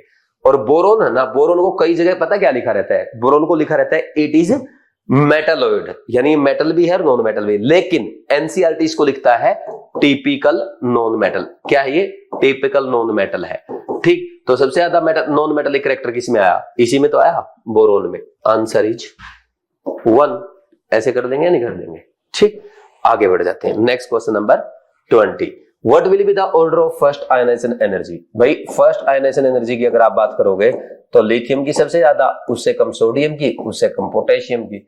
इससे आसान क्वेश्चन आ सकता है क्या, आंसर 1। फर्स्ट अटेम्प्ट का क्वेश्चन है, आराम से कर सकते हो। देखो कई बार मैं इतने इजी क्वेश्चन भी आपको देता हूं, एक अच्छा क्वेश्चन दे दिया फिर कुछ इजी दे दिए, ठीक। नेक्स्ट क्वेश्चन, और ऐसे ही एग्जामिनर करता है। Question number 21, fluorine chlorine bromine and iodine are placed in the same group of the periodic table because they are non-metals, they are electronegative, their atoms are generally univalent, they have 7 electron in outermost shell of the their atom। बिल्कुल सही बात है, इनका configuration सबका क्या आएगा, NH2 NP5 आएगा, so they are put in a same group। समझे कि नहीं समझे? तो 4th is the correct answer, और ये भी आपका फर्स्ट टाइम का क्वेश्चन है, वेरी इजी क्वेश्चन है। Next question number 22, which of one of the following order represent the correct sequence of the increasing basic nature of given oxides। भाई मैंने आपको बताया था लेफ्ट टू राइट जाएंगे, तो लेफ्ट टू राइट जाने में क्या होगा, एसिडिक स्ट्रेंथ बढ़ेगी, ठीक। और इसने क्या दे रखा है, इसने तो मिक्स करके दे रखे हैं सारे, ये देखो सबसे पहले ये तो K2O, इससे ऊपर आएगा Na2O, फिर इधर आएगा MgO, फिर ये Al2O3। देखो इन तीनों में लेफ्ट टू राइट जाएंगे, एसिडिक स्ट्रेंथ बढ़ेगी, बेसिक स्ट्रेंथ घटेगी। तो बेसिक स्ट्रेंथ का ऑर्डर अगर लिखोगे तो इन तीनों का बेसिक स्ट्रेंथ ये आएगा सबसे ज्यादा, ये ऑर्डर। और डाउन द ग्रुप भी बेसिक स्ट्रेंथ बढ़ती है, तो बेसिक स्ट्रेंथ का ऑर्डर ये आ जाएगा, K2O का सबसे ज्यादा, उससे कम Na2O का, उससे कम MgO का, और उससे कम Al2O3 का। तो आंसर बताओ कौन सा आ गया, answer is first. Answer first लिखो, नीट में आ सकता है, नीट में आ सकता है, और आ गया तो हमारा फर्स्ट अटेम्प्ट में हो जाएगा। और मैंने देखो आपको क्वेश्चन करना सिखा रहा हूं ना कि ऐसे लिख लिया करो कि कहां पे आ रहा है, फिर क्वेश्चन आसानी से हो जाता है। आधा क्वेश्चन पीरियोडिक टेबल का तभी हो जाएगा जब आपके दिमाग में आ जाएगा कि कहां पे इसकी पोजीशन है पीरियोडिक टेबल में। Next question number 23, most electronegative element is, most electronegative element, भाई देख लो कौन कहां आ रहा है। देखो ये है आपका बेरिलियम, फिर इसके आगे ये एल्यूमिनियम, और इधर ये कार्बन और ये सिलिकॉन। इनकी इलेक्ट्रोनेगेटिविटी अभी आपने लिखी थी 1.5, ये 1.5, और इसकी थी एल्यूमिनियम के बाद 1.8 और इसकी थी 2.5। तो मोस्ट इलेक्ट्रोनेगेटिव कौन आ गया? Carbon. Answer is 2। Very easy question, first attempt में आप कर सकते हैं। देखा आपने शुरू में कितने लेंथी क्वेश्चन रखे और धीरे धीरे बीच में आते आते कितने इजी कर दिए। ठीक, next, which of the following has the least electron affinity in kilojoule per mole? Oxygen, carbon, boron, nitrogen. देखो भाई लेफ्ट टू राइट जाने पे इलेक्ट्रॉन एफिनिटी बढ़ेगा। ठीक, अच्छा एक डाउट होता है बच्चों को, एक तो होता है इलेक्ट्रॉन गेन एंथैल्पी। इलेक्ट्रॉन, देखो मैं लिख के दिखाता हूं आपको, एक एनसीईआरटी में ना फॉर्मूला है, delta H is equal to minus AE minus 5/2 RT, ये आपने पढ़ा होगा। This is electron gain enthalpy, electron gain enthalpy. ठीक, और this is electron affinity, electron affinity. ठीक, calculated at absolute 0 kelvin, 0 kelvin पे कैलकुलेट की जाती है। ठीक, अब देखो इसको हम लिखते हैं इट इज एंथैल्पी चेंज या it is energy change, energy change when an electron is added to an isolated gaseous atom. ठीक, कितना एनर्जी चेंज आया। ठीक है भाई, और इसको हम लिखते हैं इलेक्ट्रॉन एफिनिटी को। ये देखो अगर इसको T को 0 कर दोगे AE is equal to minus delta HEG आएगा, यानी हम ये मान रहे हैं AE is negative. Negative means release होगी। It is energy released when an electron is added to isolated gaseous atom, isolated gaseous atom. ठीक, अब सुनना मेरी बात, बच्चों को कंफ्यूजन ये रहता है कि एग्जामिनर कब ये पूछेगा कब ये पूछेगा। पहली बात, एग्जामिनर आपसे इन दोनों में से ना कोई अलग करके नहीं पूछेगा। दूसरी बात, ये फॉर्मूला भी शायद ना पूछे, क्योंकि ये एनसीईआरटी में जो नीचे लाइन रहती है ना उसके नीचे अलग से लिखा हुआ है, अलग से ये एक्सप्लेन किया गया है। तो ऐसी चीजें एनसीईआरटी से नहीं आती, ये अलग से स्टार पॉइंट में लिखा हुआ है। तो एग्जाम में क्वेश्चन आएगा तो सर हम क्या माने, इलेक्ट्रॉन गेन एंथैल्पी मान के करें, इलेक्ट्रॉन एफिनिटी मान के करें? आपको कुछ नहीं करना, इलेक्ट्रॉन एफिनिटी मानो, electron gain enthalpy left to right जाने पे बढ़ती है। हम ओनली वैल्यूज की बात करेंगे, हम ओनली वैल्यूज की बात करेंगे। तो लेफ्ट टू राइट जाने पे बढ़ेगी, सबसे ज्यादा किसकी होगी? फ्लोरीन की। उससे कम किसकी आएगी? ऑक्सीजन की। नाइट्रोजन की कम हो जाती है, मैं बताऊंगा अभी क्यों। उससे कम कार्बन की, और उससे कम लिथियम की होती है, और लिथियम से पीछे बोरोन चला जाता है। फिर इससे पीछे आएगा नाइट्रोजन, अब ये आएंगे आपके नाइट्रोजन, बेरिलियम और नियोन। नियोन सबसे पीछे चला जाता है। क्यों? क्योंकि हम यहां क्या मानते हैं कि भाई फ्लोरीन के केस में सबसे ज्यादा एनर्जी रिलीज होगी जब इलेक्ट्रॉन ऐड किया जाएगा। ठीक, और नियोन इलेक्ट्रॉन नहीं लेना चाहता क्योंकि इसका स्टेबल कॉन्फ़िगरेशन है, और यहां पे बेरिलियम भी स्टेबल कॉन्फ़िगरेशन है 2s2, और नाइट्रोजन भी थोड़ा सा स्टेबल होता है 2s2 2p3। तो ये तो इलेक्ट्रॉन लेना ही पसंद नहीं करेगा, फिर ये भी लेना नहीं पसंद करेगा, और ये भी लेना नहीं पसंद करेगा। तो सबसे ज्यादा अपोज कौन करेगा? नियोन। इसलिए उस केस में ये सबसे कम बोल देंगे। फिर उससे थोड़ा कम अपोज करेगा बेरिलियम, और उससे भी और कम अपोज करेगा नाइट्रोजन। समझे? फिर यहां पे लिथियम की सर ज्यादा क्यों होती है बोरोन से? क्योंकि लिथियम एक इलेक्ट्रॉन लेके Li माइनस बनाएगा। ये था 1s2 2s1, अब ये हो जाएगा 1s2 2s2, तो फुल फील्ड सेकंड सब सेल हो गई इसके कारण। ठीक, इसमें ये स्टेबल कॉन्फ़िगरेशन हो जाता है। समझे कि नहीं समझे? तो ये ध्यान रखना है आपको, ये ऑर्डर आना चाहिए। ये इलेक्ट्रॉन एफिनिटी की बात कर रहा है या इलेक्ट्रॉन गेन एंथैल्पी, वो मत जानो आप, वो आपको सिर्फ नॉलेज के लिए पता होना चाहिए, डेफिनेशन पता होनी चाहिए, जो मैंने आपको साइड में लिखवा दी। Electron gain enthalpy, enthalpy means it is change in energy, it is delta HEG, this is delta HEG। Change in energy, change in enthalpy when electron is added to isolated gaseous atom. और इसमें electron affinity मैं पहले ही बोल रहा हूं, amount of energy release, यानी इसके आगे जो नेगेटिव साइन आना मैंने मान लिया कि एनर्जी रिलीज ही हो रही है, ठीक। और इसीलिए ये ऑर्डर जब हम लिखते हैं ना, ये एक्चुअल में इलेक्ट्रॉन एफिनिटी का लिखा जाता है कि सबसे ज्यादा इसमें रिलीज हुई, उससे कम इसमें, उससे कम इसमें, उससे कम इसमें, उससे कम इसमें, और इनमें तो एब्जॉर्ब हुई है। तो इनकी वैल्यू अगर हम पॉजिटिव लिखेंगे ना तो इसकी नेगेटिव लिखनी पड़ेगी, ऐसे ऐसे लिख देते हैं। और वैसे इलेक्ट्रॉन गेन एंथैल्पी की बात करोगे, इन सबकी वैल्यू नेगेटिव आएगी, इनकी पॉजिटिव आएगी। लेकिन इस सेंस में आपको नहीं जाना, आप ओनली मैग्नीट्यूड की बात करोगे, चाहे इलेक्ट्रॉन गेन एंथैल्पी पूछे चाहे इलेक्ट्रॉन एफिनिटी पूछे, आप ऑर्डर यही बताओगे, ठीक। ऐसे क्वेश्चन सॉल्व होंगे। अब बताओ इनमें से कम किसकी है? सबसे कम नाइट्रोजन की हो जाएगी, आंसर इज थर्ड। तो आराम से ये क्वेश्चन भी आप फर्स्ट अटेम्प्ट में कर सकते थे। इसमें कुछ नोट करना तो आप वीडियो पॉज करके नोट कर सकते हैं, नहीं तो हम आगे बढ़ेंगे। Question number 25, helium. ये आसान क्वेश्चन है, ऐसे क्वेश्चन आजकल इतने आसान आ रहे हैं, आपने देखा भी होगा। हीलियम क्या है? हीलियम की हाईएस्ट आयोनाइजेशन एनर्जी होती है, तो ये मैच कर गया फोर्थ के साथ। क्लोरीन की हाईएस्ट इलेक्ट्रॉन एफिनिटी होती है, हाईएस्ट इलेक्ट्रॉन एफिनिटी, ये मैच कर गया फर्स्ट के साथ। कैल्शियम क्या है? इलेक्ट्रोपॉजिटिव, मोस्ट तो नहीं है लेकिन इन चारों में तो सबसे ज्यादा ही बोला जाएगा, तो यह आ जाएगा second. Lithium strongest reducing agent है, ठीक, थर्ड के साथ मैच कर गया। Lithium is best reducing agent. क्यों? क्या रीजन होता है इसका? भाई देखो, लिथियम को हम क्या करते हैं, लिथियम है ना सॉलिड स्टेट में होता है, पहले लिथियम को गैसियस में लेके जाओ, यहां पे sublimation energy positive, energy absorb होगी। फिर लिथियम गैसियस से एक इलेक्ट्रॉन निकालेंगे, लिथियम प्लस आयन में जाएगा, आयनाइजेशन एनर्जी ये भी पॉजिटिव। फिर लिथियम प्लस से ये वाटर, ये सब कुछ वाटर में होता है, लिथियम प्लस एक्वस में जाएगा, ये हाइड्रोजन एनर्जी नेगेटिव, ये रिलीज होती है। ये पूरी प्रोसेस है एक इलेक्ट्रॉन देके दूसरे को रिड्यूस करने की, रिड्यूसिंग एजेंट का काम करने की। तो यहां पे ये दोनों क्या हुआ, एब्जॉर्ब हुई, और ये क्या हुई, रिलीज। तो किसी भी सिस्टम से जितनी ज्यादा एनर्जी रिलीज होगी वो सिस्टम उतना ही ज्यादा स्टेबल होगा, वो सिस्टम उतना ही ज्यादा स्पॉन्टेनियस होगा, वो प्रोसेस उतनी ही स्पॉन्टेनियस होगी। तो यहां पे due to high hydration energy, नहीं या ऐसे लिख दो, हाई, ऐसे लिख दो, high hydration enthalpy of lithium compensates its ionization energy and sublimation energy।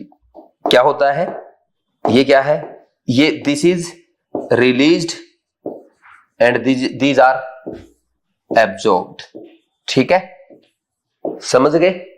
अब नेक्स्ट क्या आएगा, अब नेक्स्ट क्या होगा, तो lithium making lithium best reducing agent, तो lithium is best reducing agent due to क्या लिख दोगे, हाई हाइड्रेशन एनर्जी, ठीक। ये क्वेश्चन एग्जाम में आ सकता था, ये भी मैंने आपको करा दिया। अब वापस मैच द कॉलम पे आ जाओ, वो एक्स्ट्रा इन्फॉर्मेशन दी आपको, ठीक। सिखाना पड़ता ना भाई, क्या क्या सिखा आपको केमिस्ट्री में।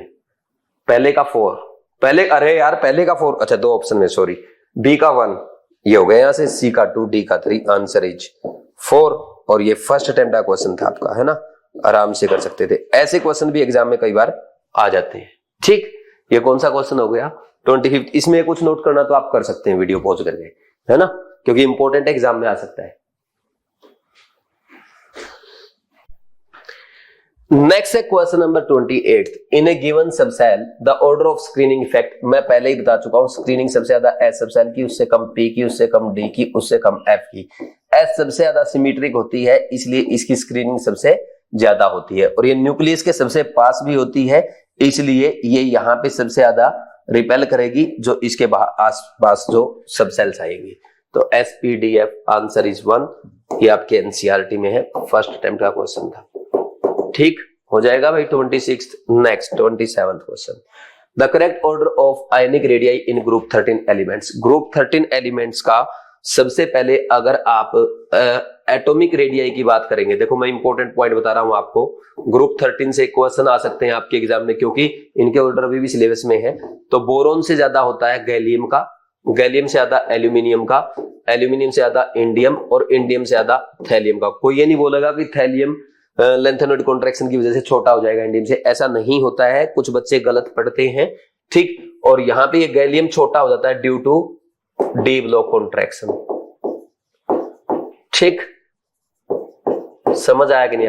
अब देखो कुछ बच्चे इसको देखते ही यही आंसर लगाएंगे, लेकिन ये गलत है, क्योंकि उसने ना एटॉमिक नहीं आपसे आयोनिक रेडियाई पूछी है। तो जब आप आयोनिक रेडियाई लिखेंगे, जब आप यहाँ पे आयोनिक रेडियाई लिखेंगे, तो आयोनिक रेडियाई यानी इनके कैटायंस की M3 प्लस ऑक्सीडेशन स्टेट में उसका order without any exception down the group decrease होगा। There is no exception.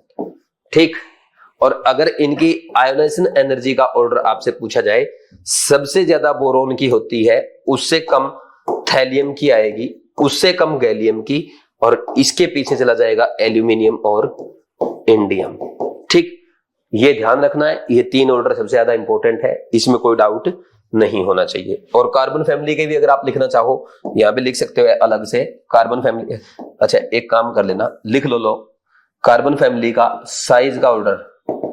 कहे सीता जी सुनो, सीता जी सुनो प्रभु, इसमें कोई एक्सेप्शन नहीं है। ठीक, और आयनाइजेशन एनर्जी का कहे सीता जी प्रभु सुनो, प्रभु सुनो, ऐसे की थोड़ी सी ज्यादा हो जाएगी। ठीक, सॉरी उल्टा लिखना था। एक सेकंड मैं गलती कर दी यार, ये तो डाउन द ग्रुप डिक्रीज होती ना। कहे सीता जी, अब प्रभु आगे आ जाएंगे किससे? एसएन से। ठीक, ये ध्यान रखना बस। इसमें सिर्फ आयनाइजेशन एनर्जी में एक एक्सेप्शन है, 3 से आगे लेड आ जाएगा। उसमें एक्सेप्शन क्या है? एटॉमिक रेडियाई में एल्यूमिनियम गैलियम से आगे चला जाएगा, और आयनाइजेशन एनर्जी में थैलियम दूसरे नंबर पे, गैलियम तीसरे नंबर पे, एल्यूमिनियम चौथे पे और इंडियम पांचवें पे। इनकी किलोजूल पर मोल में वैल्यू भी लिख सकता हूं अगर आपको कोई डाउट है। इसकी 801 होती है, इसकी 589, ये 579, ये 577, ये 557 होता है। ठीक, कर देंगे भैया से, कोई डाउट? ये देखो आयनिक रेडियाई पूछी थी, ionic radii down the group increase होगी। Answer to IIT advance 2016 question है, नीट में आ सकता है, नीट में आएगा, नीट 2025 में आएगा। इन पांचों में से एक ऑर्डर 101% आपके एग्जाम में नीट 2025 में आ सकता है। नीट 2025 में हे एग्जामिनर नीट 2025 में क्वेश्चन पूछो और बोलो भाई, ये 5 लाइन से एक क्वेश्चन पक्का आ जाएगा। कर लेंगे या नहीं कर लेंगे? किसी को वीडियो पॉज करके नोट करना तो कर सकता है। ठीक, ये हो गया। तो ये बेनिफिट है, देखो सारी चीजें एक जगह करा दी। क्वेश्चन तो आपसे ये पूछा था, फिर भी मैंने केयर टेस्ट सीरीज में आपको हर एक चीज, हर एक लाइन करा दी, और ऐसे ही मैं आपको क्लास में भी कराता हूं, नोट्स में भी कराता हूं, आपने देखा होगा। Next, the correct order of reactivity of halogens. Reactivity, देखो रिएक्टिविटी वैसे तो है ना, टॉप टू बॉटम जाएंगे ना, टॉप टू बॉटम जाने पर रिएक्टिविटी बढ़ती है, आयनाइजेशन एनर्जी घटेगी, टेंडेंसी टू गिव इलेक्ट्रॉन बढ़ती है, और जिसके कारण रिएक्टिविटी बढ़ती है।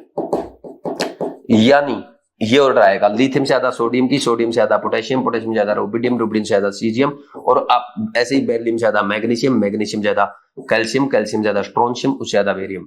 और आप तो जानते हो ना, सीजियम की रिएक्टिविटी इतनी ज्यादा होती है, अगर आप इसको धूप में भी रख दो तब भी इसका इलेक्ट्रॉन निकल जाता है।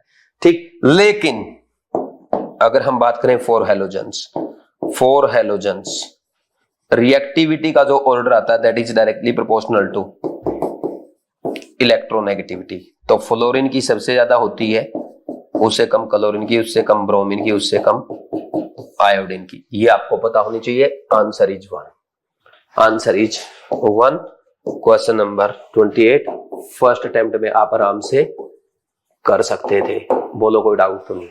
ठीक, next question number 29, highest energy will be absorbed to eject out the electron in configuration. This is boron, this is nitrogen, this is carbon, this is oxygen. Nitrogen का सबसे ज्यादा, उससे कम ऑक्सीजन का, उससे कम कार्बन का, उससे कम बोरोन का। ये आयनाइजेशन एनर्जी का ऑर्डर होता है, तो हाईएस्ट आ गया 2 में। Answer is 2। इन क्वेश्चन को ऐसे किया करो। ठीक, फर्स्ट अटेम्प्ट कर लेंगे भाई, एग्जाम में आ सकता है इस पैटर्न का क्वेश्चन। ठीक, question number 30, the first ionisation potential of, आप जानते हो इतनी बार मैं बता चुका हूं, बोरोन से ज्यादा किसका होगा? बेरिलियम का। तो बेरिलियम का यहां पे जो ज्यादा है 9.3, अच्छा पहले बेरिलियम का फिर बोरोन का 9.32 और उससे कम 8.29 आंसर 4। ये भी फर्स्ट अटेम्प्ट का क्वेश्चन है ना, पुराने टाइम में आईआईटी में पूछा हुआ क्वेश्चन है, आईआईटी एडवांस में आया था पहले एक बार। ठीक, कर लेंगे। Next question number 31, which of the following alkali metal ions has lowest ionic mobility in aqueous medium. भाई देखो साइज, देखो सुनो मेरी बात, हाइड्रेटेड साइज की अगर बात करोगे, हाइड्रेशन क्या होता है, directly proportional to, inversely proportional to size. ठीक, तो हाइड्रेशन का ऑर्डर क्या आएगा, लिथियम प्लस का सबसे ज्यादा, उससे कम सोडियम प्लस, उससे कम पोटेशियम प्लस, उससे कम रुबिडियम प्लस, उससे कम सीजियम प्लस, ये आता है ऑर्डर।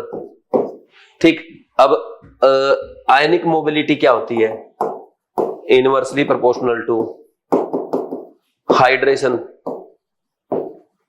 तो सबसे कम किसकी हो जाएगी, लिथियम प्लस की, उससे ज्यादा सोडियम प्लस की, उससे ज्यादा पोटेशियम प्लस की, उससे ज्यादा रुबिडियम प्लस की, और सबसे ज्यादा सीजियम प्लस की। आंसर क्या बोल रहा है, लोवेस्ट आयनिक मोबिलिटी लिथियम प्लस की आ जाएगी। Answer is third question number 31 का फर्स्ट अटेम्प्ट का क्वेश्चन था, कर सकते हैं भाई आराम से आप। ठीक, next question number 32, the electronic configuration structure n-1d 1 से 10 ns0 से 2 is characteristic of transition elements. Easy है, सबको याद है यार, n-1d और ns में इलेक्ट्रॉन किस में जाते हैं, d डबल लूप में जाएंगे। फर्स्ट अटेम्प्ट का क्वेश्चन है, वेरी इजी, फिर एकदम आसान क्वेश्चन आने लगे है ना। देखो ऐसे ही फ्लक्चुएशन आपको एग्जाम में मिलेगा। Next, which one is the correct order of the size, NCERT example का क्वेश्चन है और नीट में आ जाएगा किसी न किसी दिन, नीट में आएगा। भाई एक बात बताओ, सबसे बड़ा कौन होता है, कैटायन, एनायन और न्यूट्रल। एनायन होगा ना सबसे बड़ा, एनायन सबसे बड़ा, उससे छोटा न्यूट्रल, और कैटायन में तो क्या है, साइज छोटा हो जाएगा। सबको पता है ये साइज का ऑर्डर आएगा, कौन सा, आंसर इज 4। ये भी आपका फर्स्ट अटेम्प्ट का क्वेश्चन है। ठीक है, वेरी वेरी इजी, कर देंगे आसानी से। Next question number 34, the elements with atomic number 9, 17, 35, 53, 85 are all. देखो 10 होता है क्या, नियोन इनर्ट गैस, 18 होता है इनर्ट गैस, 36 होता है इनर्ट गैस, 54 और 86 भी इनर्ट गैस। उनसे जस्ट पहले वाले क्या होंगे, halogens. Answer is 2, very easy, first attempt का क्वेश्चन था, कर देंगे या नहीं कर देंगे। Next question number 35, modern periodic table is based on the atomic number of the elements. The experiment which proved significance of the atomic number was Mosley work on X-ray spectra. Mosley work on X-ray spectra. Mosley ने पता क्या किया, यहाँ पे ऐसे metals रखी या elements रखे, उन्होंने क्या किया, यहाँ पे एक्सरे मारी, और ये एक्सरे जैसे ही मारी ना, तो यहां से सॉरी यहाँ पे हाई स्पीड इलेक्ट्रॉन, क्या बॉम्बार्डमेंट किया, हाई स्पीड इलेक्ट्रॉन, ये आपका मेटल सरफेस है। ठीक, और फिर यहां से क्या निकले थे, यहां से ये एक्सरे निकली, एक्सरेज कमिंग आउट। तो ये एक्सरे जो निकली थी ना, इनकी जो फ्रीक्वेंसी थी, this frequency Z is directly proportional to frequency square root of frequency of X-rays obtained when electron is incidented on metal surface. High speed electron is incidented on metal surface. तो इसका graph आया था JEE Mains में, यहाँ पे उसने nu versus Z ये graph पूछा था ऐसे। तो this is straight line passing through origin, y equal to mx का ग्राफ है ना, तो ये आ जाएगा, ये ऐसे ये मिल जाएगा इसको, है ना। जेईई मेंस में आ चुका है, कर देंगे या नहीं कर देंगे। और ये आपके एनसीईआरटी में भी लिखा है और जेईई मेंस में भी आ चुका है, नीट 2025 में आ सकता है।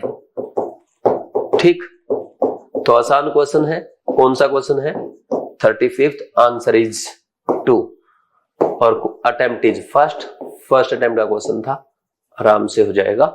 ठीक, नेक्स्ट कुछ नोट करना तो कर दो, बहुत इंपॉर्टेंट है। हाई स्पीड इलेक्ट्रॉन जब मेटल सरफेस पे मारे गए तो उससे मेटल के सरफेस से एक्सरेज बाहर आई, उन एक्सरेज की फ्रीक्वेंसी का root was directly proportional to atomic number of that element. ठीक, this is Moseley's experiment. Next section B का पहला question, the correct order increasing order of ionic radii. देखो Mg2 प्लस है, sodium plus है, F minus है, O2 minus है, N3 minus, सबके पास 10-10 electron है, यानी ऑल आर आइसो इलेक्ट्रॉनिक। तो electron by proton ratio check करो, 10/12, 10/11, 10/9, 10/8, 10/7। जिसका इलेक्ट्रॉनिक A/P रेशियो सबसे ज्यादा उसका साइज सबसे ज्यादा, ऑर्डर आ जाएगा यही।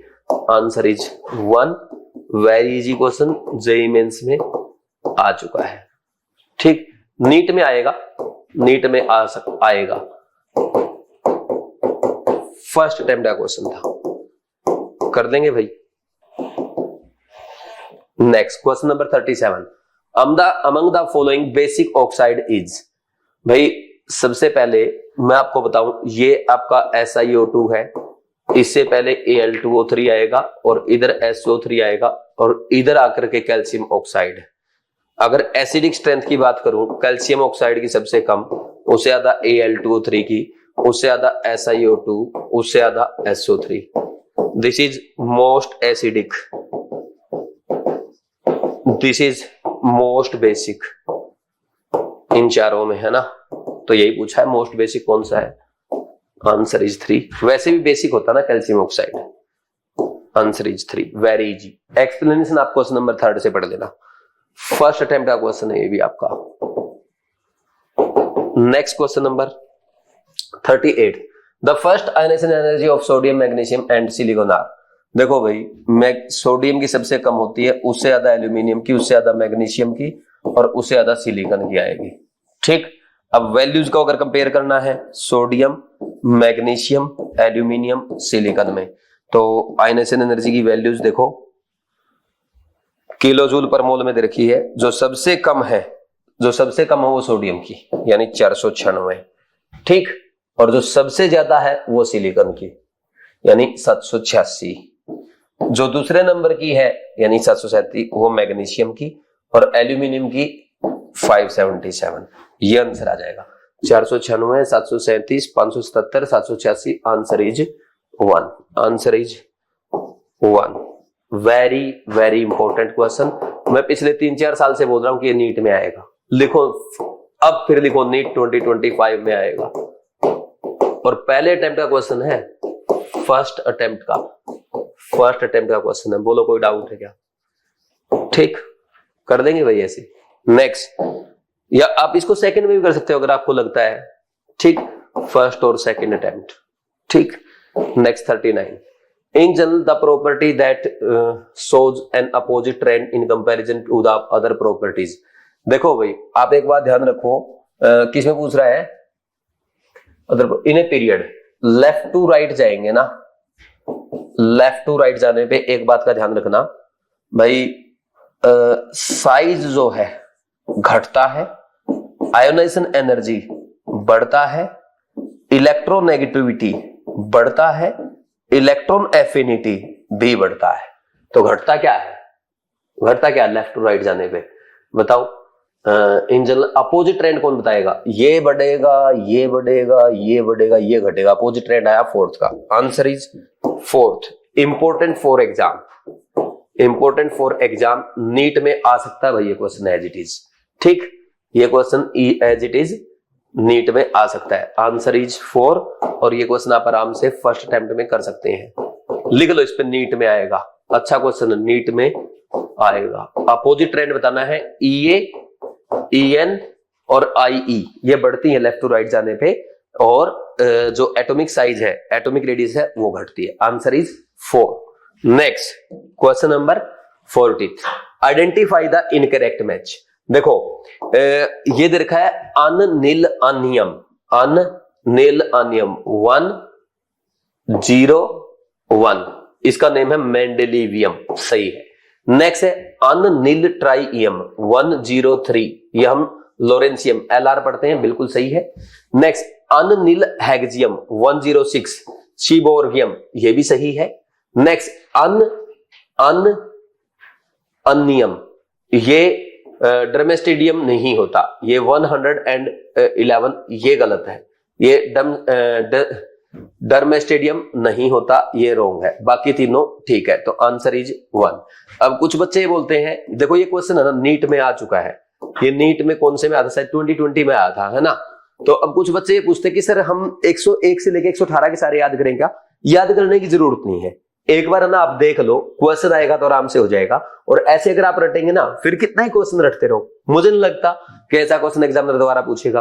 और बाई चांस पूछा और सेक्शन बी में पूछ लिया तो क्या सेंस है, ठीक। हाँ, बस एक बार अपने सेटिस्फेक्शन के लिए जरूर देख लो, है ना। मैं ये सजेस्ट नहीं करूंगा कि सारे रटो, एक बार पढ़ लो बस उनको, है ना, एक दो बार देख लेना एग्जाम से पहले। Next question number 41, the element with atomic number 101 and 104 belongs to.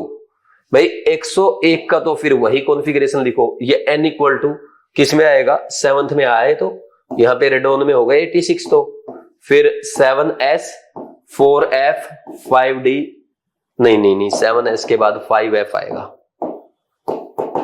और 6d 7p, 88 और 88 के बाद कितने बच गए, 13, 102 के लिए 80, हाँ 13 बच गए, तो एफ ब्लॉक का हो गया। और एफ ब्लॉक के साथ साथ क्या पूछ रहा, अच्छा ये तो क्या पूछ रहा है, एक्टिनोइड है क्या? ये तो एक्टिनोइड होता ना वैसे भी, ये तो एक्टिनोइड है, एक्टिनोइड है, क्योंकि हम जानते हैं एक्टिनोइड आते हैं Z इक्वल टू 90 से 103 तक, ये तो एक्टिनोइड था वैसे भी।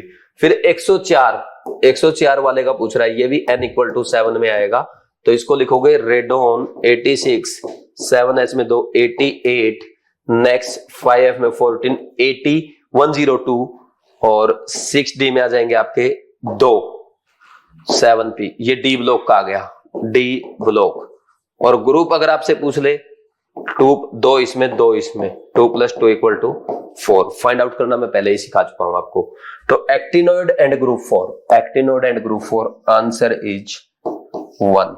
ये क्वेश्चन आपका सेकंड या थर्ड अटेम्प्ट का होगा, सेकंड और थर्ड अटेम्प्ट, थोड़ा सा टाइम टेकिंग क्वेश्चन है ना इसलिए, ठीक। अच्छा क्वेश्चन है लेकिन good question for revision, good question for revision, exam में आ सकता है इस पैटर्न का क्वेश्चन, जेईई मेंस में तो पूछे जाते हैं, नीट में भी आ सकता है, कर लेंगे, किसी को कुछ लिखना तो लिख सकते हैं। Next question number 42, the correct order of electron gain enthalpy is. देखो भाई हम क्या करते हैं, अगर हैलोजेंस की बात करें, क्लोरीन की सबसे ज्यादा, फ्लोरीन उससे पीछे, ब्रोमीन उससे पीछे, आयोडीन सबसे पीछे, सबसे आगे आया क्लोरीन। ऐसे ही अगर हम बात करें ऑक्सीजन फैमिली की, सल्फर सबसे आगे, Sc, फिर Te, फिर PO, और इससे भी पीछे जाता है आपका ऑक्सीजन, ये ध्यान रखना। और यहाँ पे ये क्लोरीन, तो यहाँ तो ओनली क्लोरीन आगे आया, यहाँ पे ऑक्सीजन दूसरे नंबर पे आना चाहिए था लेकिन सबसे पीछे चला गया, ठीक। ये ध्यान रखना है, ये डेटा के अकॉर्डिंग है, ये इलेक्ट्रॉन एफिनिटी का डेटा है, ठीक। इलेक्ट्रॉन गेन एंथैल्पी या ये बोल दो, डेल्टा HEG का डेटा बोल दो यार, लो ये बोल दो, ठीक। तो कौन सा आंसर आ रहा है, ये वाला आ जाएगा, ठीक। और पोलोनियम को मत लिखो बेशक यहाँ पे, उसका रीजन ये है क्योंकि पोलोनियम क्या होता है, ये आपका है ना रेडियो एक्टिव एलिमेंट है, इसलिए इसकी बात ही नहीं करेंगे। और अगर लिखना पड़ जाए तो ऑक्सीजन से ज्यादा होती है उसकी भी। Answer is 1, question number 42। ये आपका आई थिंक फर्स्ट अटेम्प्ट में क्वेश्चन हो जाना चाहिए था, क्वेश्चन नंबर 42, ठीक।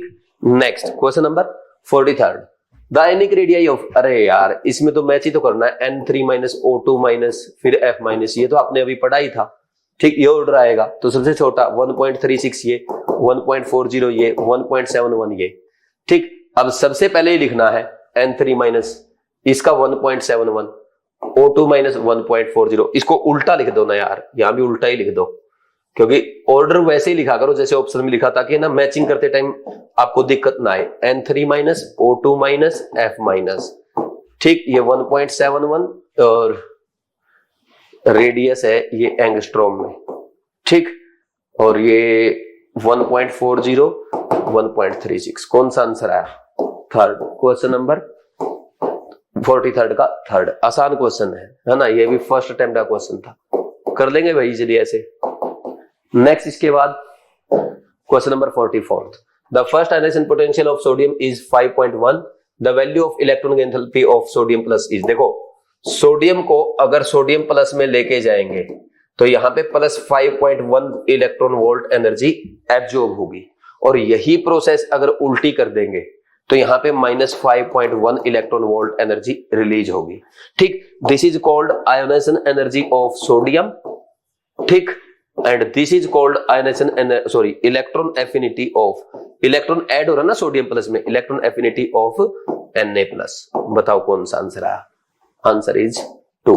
ये अच्छा क्वेश्चन है, इसको आप लिख सकते हो, और फर्स्ट अटेम्प्ट का क्वेश्चन इसको भी मैं कहूंगा लिख लो भैया, लिखना चाहो तो, है ना।